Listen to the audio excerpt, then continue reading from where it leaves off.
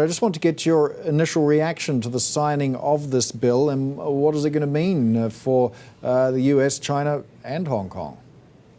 Well, good morning. I guess my first response was this too shall pass, right? That I've said before on your channel that I think that this will not be a long-term problem. I think there's a short-term potential cost.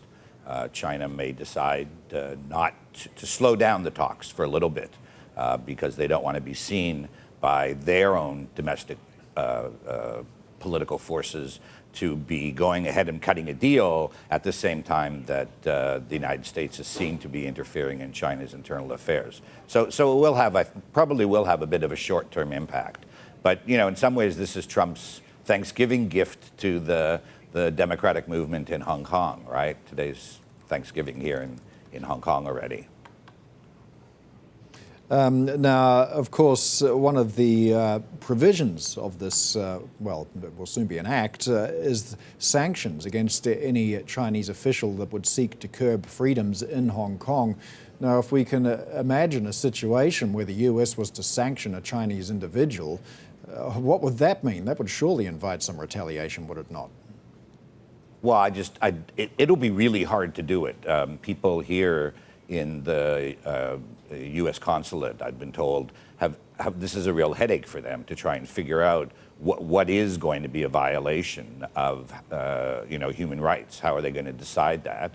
I also think, what if you decide to retaliate? So what are you going to do? Freeze Carrie Lam's bank account in London? Stop her from coming to the United States? Maybe.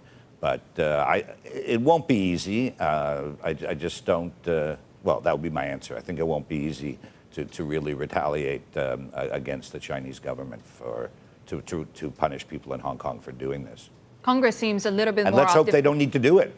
Let's hope that they don't need to do it, right? Let's hope that this whole thing moves forward. We've had a peaceful election. It's quiet on the street, though it may not stay that way. So let's just hope that this, that none of this is necessary. But I'm not that optimistic. Yeah, sure. We still have to see the review of the special training status and so forth, right? But Congress seems to be a bit more optimistic about what they have done so far. Senator Marco Rubio releasing this statement saying that the U.S.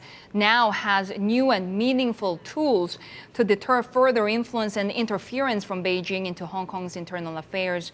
Now, following last week's historic elections in Hong Kong that included record turnout, this new law could not be more timely in showing strong U.S. support for Hong Kongers' long-cherished freedoms.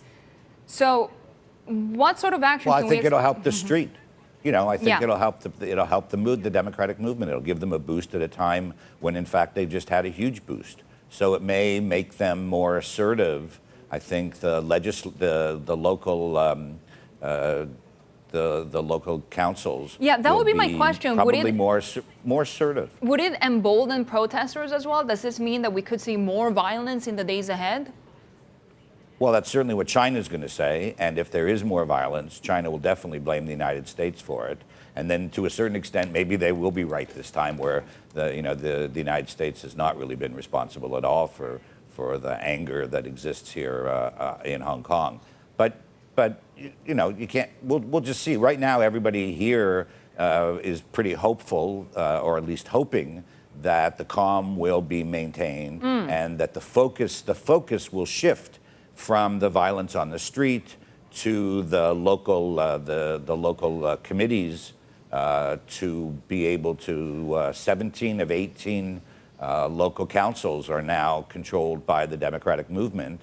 And they have a lot of ideas about how they're going to push forward, put pressure on the government. They've got money for the first time. The democratic movement here has been quite poor. Every 107 out of 117, out of 17 councils, all those councils, they all have now about $5 million US. There's all kinds of things that the election will lead to, or could lead to, that people actually never thought about, because these district councils are really seen to be of no significance. But everybody's got a buzz here about the fact that those district councils all of a sudden may really empower the movement. So this just comes on top of that. So what will Beijing do next? Well, I've been trying to figure it out. You know, so far, if you look at Carrie Lam's press conference a few days ago, she looked like a woman. I mean, I don't think she's a lame duck. I think she's a dead duck. And I think that she has no play at all on this. I used to believe that she had a lot of play. She has no input on this. And I think that Xi's going to be tough. I don't think they're going to make any major concessions. That's the odds-on favorite would be, I'd say about 70-30. About 70% would be my bet that they're just not going to make any serious concessions, and they're going to try and wait this out. The worry that Beijing has is that you've got legislative council elections in September, I think, coming up next year, and they don't want to. They've lost so badly here in this election. They certainly don't want to lose that election, at least certainly not as badly, so that there would be a majority of Democrats in the legislature. We're sort of moving up, right, from local councils to the legislature, and then the legislature, we then would move to the chief executive. But the legislature level, they don't want to lose control of that. So maybe they don't want to antagonize and empower the Democrats by doing anything too nasty.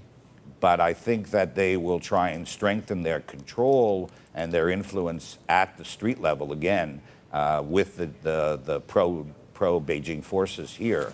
They'll do that quietly. They'll pour more money in. They'll work on what we call the United Front with these pro-Beijing forces to try and prepare for the coming election, the next LegCo election.